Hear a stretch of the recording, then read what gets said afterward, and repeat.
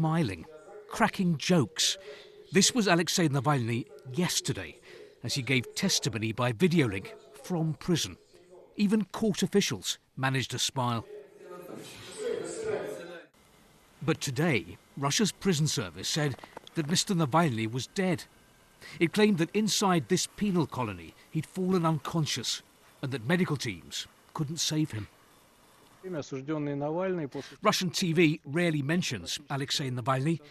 It read out the prison service statement about his death and moved on to other news. He was Vladimir Putin's most vocal critic, a protest leader, an anti-corruption campaigner who'd long clashed with the Kremlin. I remember this 6 years ago. Alexei Navalny is Russia's most prominent opposition figure and President Putin's most vocal critic. He's been barred from running in the presidential election. He's now being arrested by police.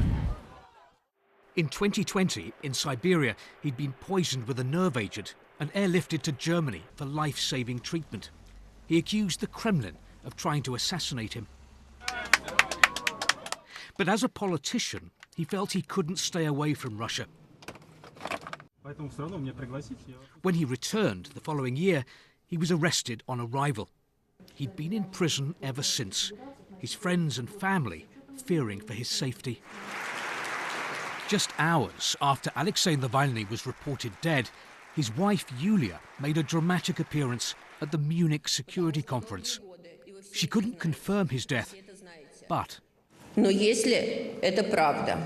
If it's true, I want Putin and his whole entourage, his friends and his government to know that they will be held responsible for everything they've done to our country, to my family and to my husband. And this day will come very soon. And once she'd finished speaking, from the hall, a standing ovation.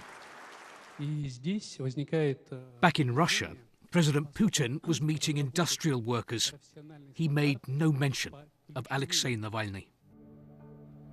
He knew that by taking on the authorities, he was taking a risk. My message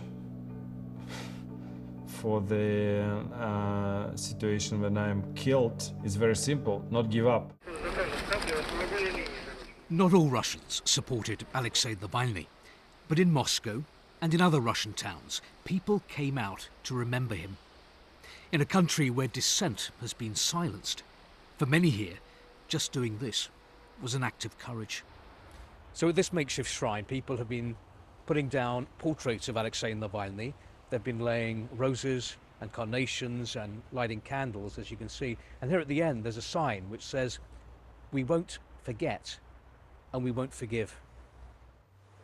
There's a palpable sense of disbelief.